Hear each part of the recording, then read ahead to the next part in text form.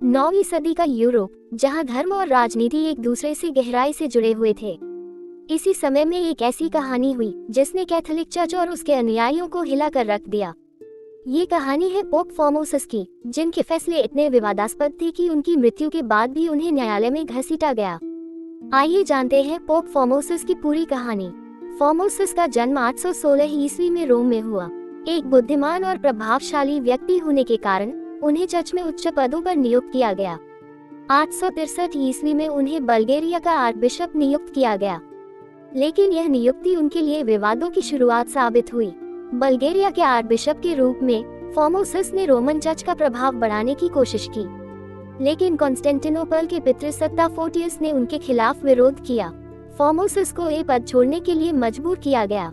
875 ईस्वी में pope John 8 के समय फॉर्मोसस पर आरोप लगाया गया कि वह पोप बनने की साजिश कर रहे हैं। नतीजतन उन्हें चर्च से निष्कासित कर दिया गया और शपथ लेनी पड़ी कि वह कभी भी पोप नहीं बनेंगे।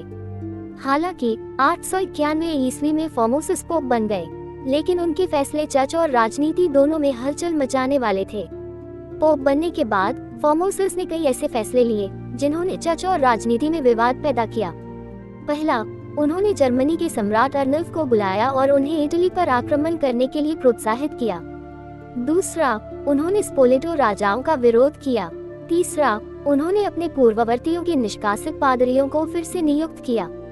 896 ईस्वी में पोप फॉर्मोसस का निधन हुआ, लेकिन उनकी विवादास्पद फैसलों की गूंज उनकी मौत के बाद भी सुनाई दी। उनके उत्तराधिकारी पोप स्टीफन 6 ने उनके खिलाफ न्यायालय लगाने का फैसला किया। जनवरी 897 में पोप स्टीफन 6 ने फॉर्मोसस के शव को कब्र से निकालकर कैडावर साइनोड नामक एक न्यायालय में पेश किया। यह इतिहास में अभूतपूर्व घटना थी। फॉर्मोसस के शव को पोप की पोशाक पहनाई गई और उसे एक सिंहासन पर बिठाया गया। उनके खिलाफ कई आरोप लगाए गए।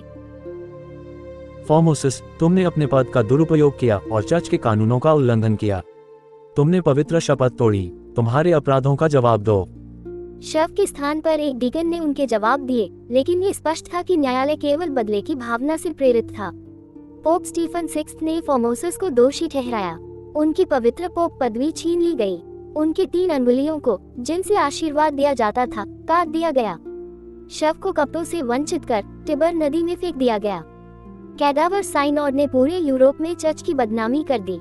897 ईस्वी में पोप स्टीफन 6 को उनके अत्याचारों के कारण कैद कर लिया गया और बाद में उनकी हत्या कर दी गई।